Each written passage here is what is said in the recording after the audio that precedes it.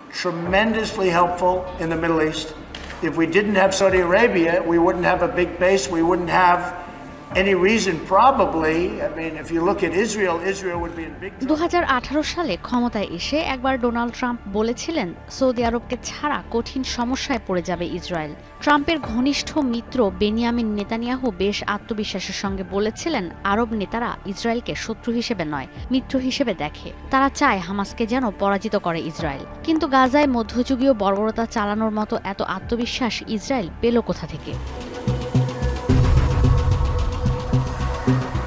Asia ভিত্তিক online news magazine the ক্র্যাডেলে উঠে এসেছে নেপথ্যের সব তথ্য।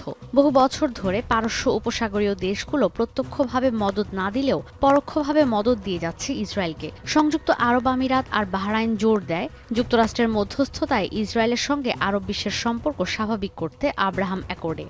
সৌদি আরব আর কাতারের ভূমিকাও দৃশ্যমান ইসরায়েলের সঙ্গে মধ্যস্থতায়। অবিশ্বাস্য হলেও সত্যি প্রতিবেদনে উল্লেখ করা হয় পরোক্ষভাবে ইসরায়েলের যুদ্ধের মেশিন সচল রেখেছে পারস্য উপসাগরীয় দেশগুলোই।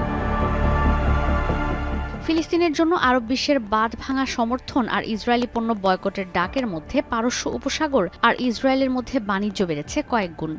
বান্ডেল থাকলে প্রতি সেনমানিতে টাকা বাঁচবে। বিকাশ সেনমানি বান্ডেল কিনে জিতুন প্রতি লেনদেনে। বর্তমানে ইসরায়েলের সবচেয়ে বড় বাণিজ্যিক অংশীদার সংযুক্ত আরব আমিরাত। গাজায় যুদ্ধের 10 মাসে তেল আবিবের সঙ্গে 9.5% পর্যন্ত বেড়েছে পারস্য উপসাগরীয় অঞ্চলের বাণিজ্য। বয়কটের মধ্যেই আরব দেশগুলোর পণ্য যাচ্ছে ইসরায়েলে। দখলদার ইসরায়েলে প্লাস্টিক পণ্য পাঠাচ্ছে কাতার। অবরুদ্ধ পশ্চিম তীরে তৈরি পণ্য স্বীকৃতি দিয়েছে বাহরাইন। ইসরায়েলের স্থাপনা আরও বাড়ছে পারস্য উপসাগরীয় দেশগুলোর বিনিয়োগে। ডোনাল্ড ট্রাম্পের মেয়ের জামাতা জারেড কুশনারের ফার্ম অ্যাফিনিটি পার্টনার্সে বিনিয়োগ করছে সৌদি আরব, সংযুক্ত আরব আমিরাত আর কাতার, যেই অর্থ যাচ্ছে ফিনিক্স হোল্ডিংসে। এই প্রতিষ্ঠান ফিলিস্তিনে অবৈধ ইসরায়েলি স্থাপনা নির্মাণে অবকাঠামো প্রতিষ্ঠানগুলোতে অর্থ বিনিয়োগ করছে। প্রতিবেদনে আরও উল্লেখ করা হয়, ইয়েমেন যখন লোহিত সাগরে ইসরায়েল সংশ্লিষ্ট কার্গোগুলোতে হামলা করছিল, তেল আবিবের খাদ্য আমদানি 70% পর্যন্ত কমে যায়। সে সময় পারস্য উপসাগরীয় দেশগুলোই মধ্যস্থতায় উঠে পড়ে লাগে। সংযুক্ত আরব আমিরাত একটি করিডোর তৈরি করে সৌদি আরব জর্ডান হয়ে দুবাই থেকে তেল আবিব পর্যন্ত। বাহরাইন দেশের বন্দরগুলোকে বিকল্প শিপিং হাব হিসেবে ব্যবহার করে যেন ইসরায়েলি পণ্য আসতে পারে।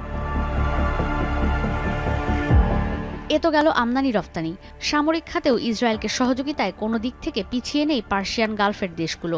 গাজায় আগ্রাসন শুরুর পর থেকে সংযুক্ত আরব আমিরাতের সঙ্গে দখলদার ইসরায়েলের সামরিক সম্পর্ক আরও শক্তিশালী হয়েছে। আরব আমিরাত সংশ্লিষ্ট একটি প্রতিষ্ঠান ইসরায়েলে রফতানি করেছে $1.71 কোটি সমরাস্ত্র, যা দিয়ে গাজায় হামলা হয়েছে। বিশ্বাসঘাতকতার রয়েছে আরও চিত্র। আরব আমিরাতের অস্ত্র নির্মাতা প্রতিষ্ঠান ইডিজিইর সঙ্গে ইসরায়েলি প্রতিষ্ঠান রাফায়েল আর ইসরায়েল অ্যারোস্পেস ইন্ডাস্ট্রির সামরিক চুক্তিও হয়েছে। আবুধাবি ইসরায়েলি অস্ত্র নির্মাতা প্রতিষ্ঠান বায়ে সিস্টেমস আর থার্ড আই সিস্টেমসকে স্বাগত জানিয়েছে সামরিক প্রদর্শনীতে। প্রত্যক্ষভাবে স্বাভাবিক না থাকলেও ইসরায়েলের সঙ্গে সামরিক সখ্যতা রয়েছে সৌদি আরবেরও। মার্কিন ইলবিট সিস্টেমস থেকে ইসরায়েলের তৈরি মিসাইল কিনছে সৌদি আরব। ইসরায়েলি সমরাস্ত্র সরবরাহ নিশ্চিত করতেও কাজ করছে পারস্য উপসাগরীয় দেশগুলো। ইসরায়েলকে দেয়া যুক্তরাষ্ট্রের হাজার হাজার মিসাইল, বোমা আর আয়রন ডোম গালফের আকাশসীমা ও ঘাঁটিগুলো ব্যবহার করছে।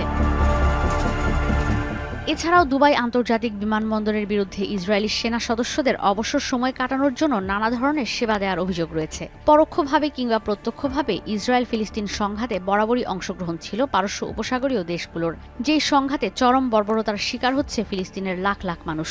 এই পারস্য উপসাগরীয় দেশের তালিকায় রয়েছে সৌদি আরব, সংযুক্ত আরব আমিরাত, কাতার, কুয়েত, ওমান আর বাহরাইন। তবে ইরান আর ইরাক পারস্য উপসাগরীয় সীমান্তে থাকলেও গালফ কর্পোরেশন কাউন্সিলের সদস্য নয়।